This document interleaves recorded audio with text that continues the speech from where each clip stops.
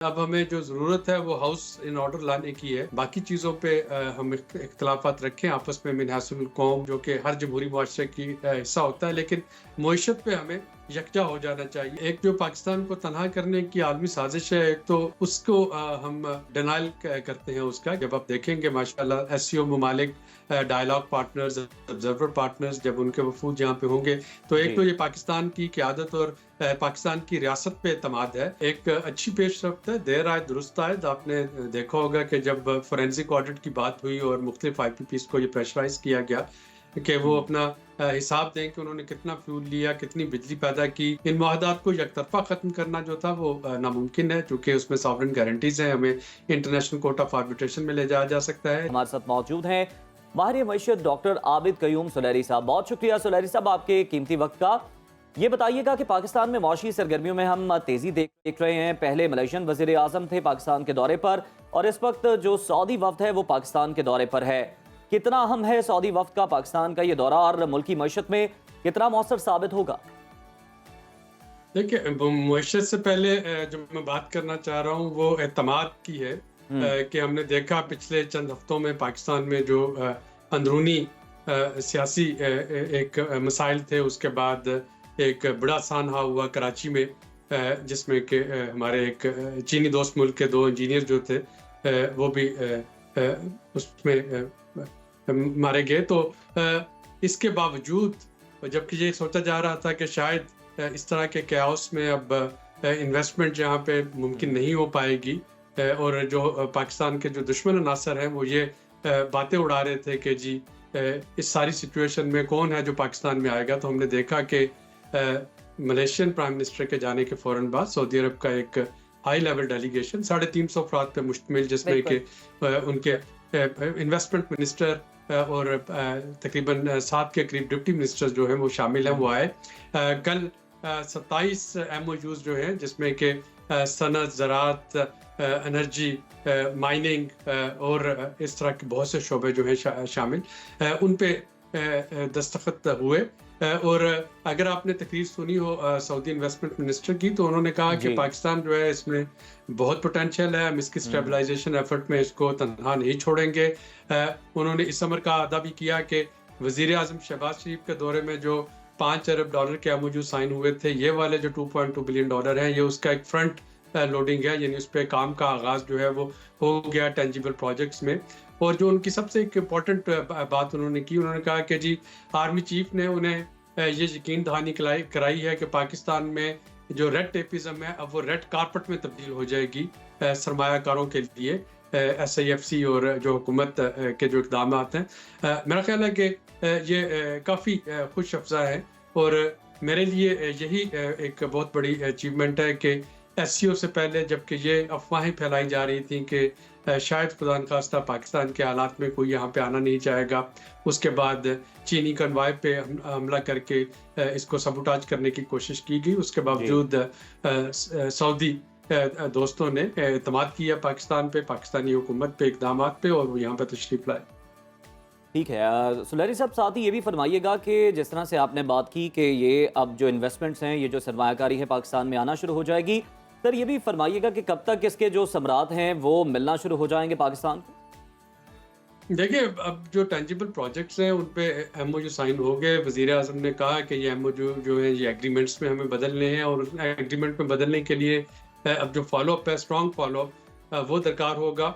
माजी में ये होता रहा कि उस वक्त भी दोस्त ममालिक आते थे, लेकिन ब्यूरोक्रेटिक हर्डल्स की वजह से, प्रोसीजर्स की वजह से, लोकल लॉस की वजह से, वफाक और सूबे में ना बनने की वजह से कुछ ना कुछ ऐसा आ जाता था कि वो एमओयूज़ कभी भी एग्रीमेंट की शक्ल अख्तियार नहीं कर सके। जैसे हमने 19-20 में टर्की के साथ एक वादा किया था कि वो कराची में कारसाजी शुरू करेंगे। फिर हमें पता चला कि चूँकि जापानी जो हमारे मुआहदात है उसके तहत हम उनको वो मुराद नहीं दे सकते जो कि ऑफर की गई थी। तो अब SIFC की शक्ल में एक वन विंडो बन गई है, सिंगल विंडो स्टॉप, यहाँ पे किन चीज़ों को एड्रेस किया जा रहा होगा। और मेरा ख्याल है कि अब हमें जो ज़रूरत है वो हाउस इन ऑर्डर लाने की है।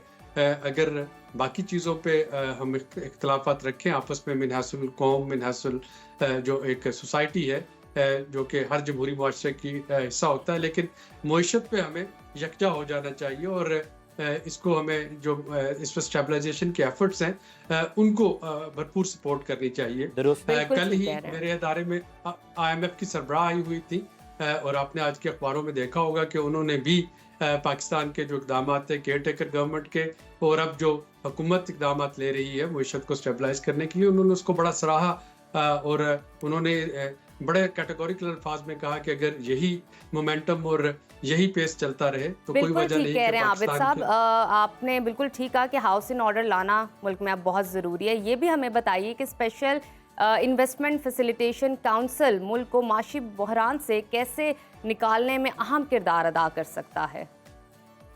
देखिए SIFC को ऐसे ही समझिए जैसे NCOC था कोविड के ज़माने में, जी। जिसमें तमाम स्टेक होल्डर्स जो थे वो रेगुलरली मिलते थे, वहाँ पे तमाम मसाइल को एक कलेक्टिव डिस्कशन होती थी, उस पर जो भी फैसला होता था उसको तमाम स्टेक होल्डर ओन करते थे और फिर उस पर फॉलो अप होता था। तो सारे सूबों के वज़राए आला उसमें होते थे, उसमें अस्करी क़यादत थी, उसमें फेडरल गवर्नमेंट थी।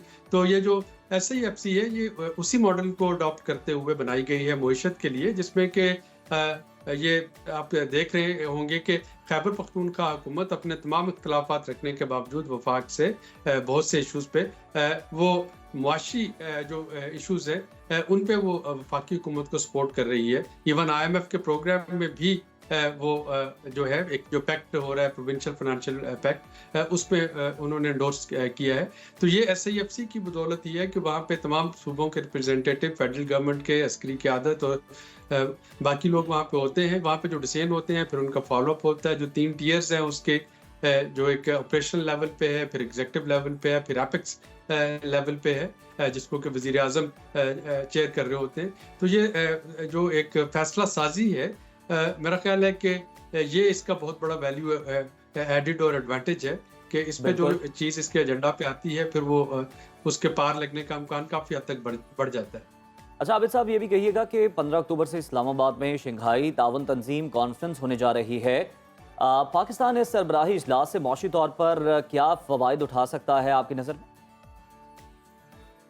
SCO जो है बेसिकली अगेन एक जो पाकिस्तान को तनहा करने की आलमी साजिश है, एक तो उसको हम डिनाइल करते हैं उसका कि जब आप देखेंगे माशाल्लाह SCO ममालिक डायलॉग पार्टनर्स, ऑब्जर्वर पार्टनर्स जब उनके वफूद यहाँ पे होंगे तो एक तो ये पाकिस्तान की क़यादत और पाकिस्तान की रियासत पे एतमाद है।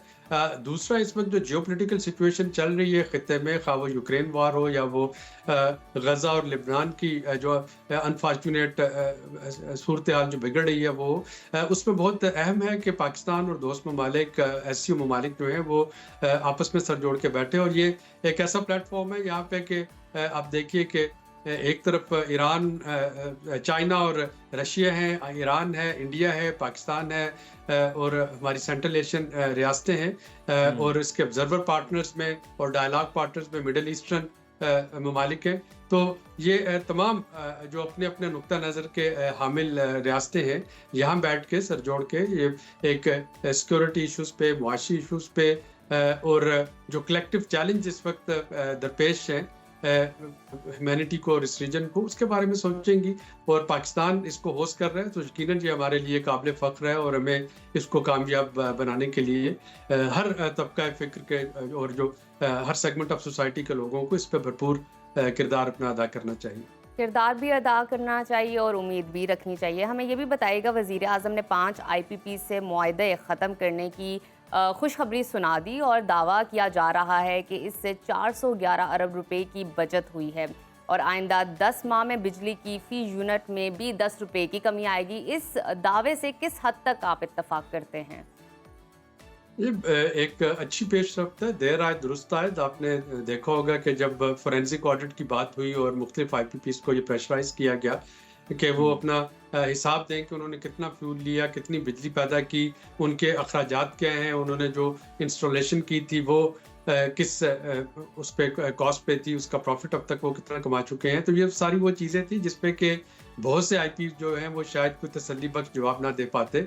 इन मुआहदात को यकतरफा ख़त्म करना जो था वो नामुमकिन है क्योंकि उसमें सॉवरेन गारंटीज़ हैं, हमें इंटरनेशनल कोर्ट ऑफ आर्बिट्रेशन में ले जाया जा सकता है। लेकिन ये जो एमिकेबल डिस्कशन के साथ इन मुआहदों को टर्मिनेट किया जा रहा है और उस पर फर्दर कोई कैपेसिटी पेमेंट चार्जेस नहीं होंगे। ये एक बहुत पॉजिटिव डेवलपमेंट है। इसी के साथ एक जो रिलेटेड डेवलपमेंट है कि अब पाकिस्तान में जल्द वो सिस्टम आने वाला है कि ये IPPs अपनी बिजली किसी को भी भेज सकते हैं डिस्कोस के अलावा भी, और सार्फिन जो है बिल्कुल ये बड़ा खुश आइंद अमल है IPPs के तनासुर में। सर ये भी फरमा दीजिएगा कि मौशी बेहतरी तो खुश आइंद है ही, मगर इस मौशी बेहतरी से जो सूरत हाल बेहतर होगी, इसका ट्रिकल डाउन इफेक्ट हम कब देखेंगे? आम आदमी से जो महंगाई का बोझ है वो कितना कम हो सकेगा इन इकदाम?